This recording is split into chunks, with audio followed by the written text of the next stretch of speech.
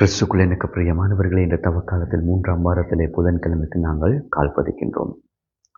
இந்த நாளிலே இறை வார்த்தையை சிந்திக்கின்ற பொழுது, இன்று இஸ்ரேல் மக்கள் இறைவனை விட்டு செல்லுகின்ற பொழுது, இறைவனுடைய சட்டத்திட்டங்களை மதிக்காமல், இறைவனால் கொடுக்கப்பட்ட கட்டளைகளை மீறி, தன்னுடைய வாழ்க்கையிலே அவர்கள் தங்களுக்கென்று பாதைகளை அமைத்து, இறைவன் அவருடைய வாழ்க்கையிலே செய்த புதுமைகளை மறந்து இருக்கின்ற பொழுதுதான் மோசே நூடாக இந்த சட்டத்திட்டங்கள் அவர்களுக்கு கொடுக்கப்பட்டது, கட்டளைகள் அவர்களுக்கு கொடுக்கப்பட்டது.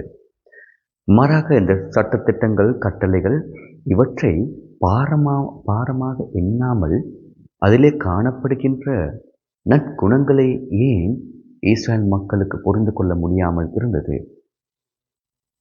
அவ்வாறே இதனாலே நற்செய்தி வாசகத்தில் நாங்கள் பார்க்கின்றோம்.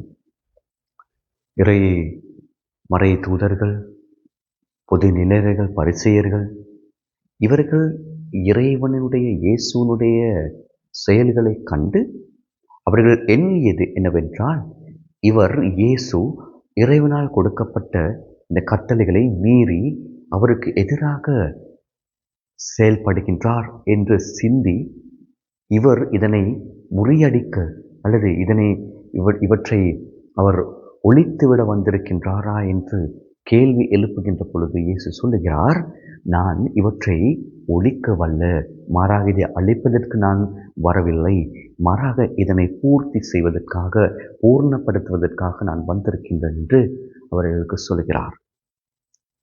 பிரியமானவர்களே, நீங்களும் நானும் இவ்வாறான பலவிதமான கட்டளைகளை, சட்டத்திட்டங்களை நாங்கள் திருச்சபையிலே காண்கின்றோம், என்னுடைய பங்குகளிலே காண்கின்றோம்.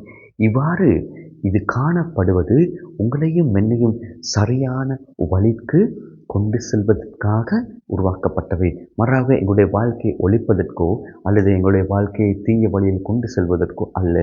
இவற்றை நூடாக மீண்டும் மீண்டும் இறைவனுடைய அன்பை புரிந்து கொள்வதற்காக இது கொடுக்கப்பட்டிருக்கின்றது என்பதை நாங்கள் புரிந்து அதில் காணப்படுகின்ற உண்மையான இரகசியங்களை அல்லது உண்மை தன்மையினை அறிந்தவர்களாக நாங்கள் செயற்படுகின்ற பொழுது இறைவனில் மென்மேலும் விசுவாசத்தில் வளர்ச்சி பெற்றவர்களாக நாங்கள் பயணிக்கக்கூடியவர்களாக மாறுவோம்.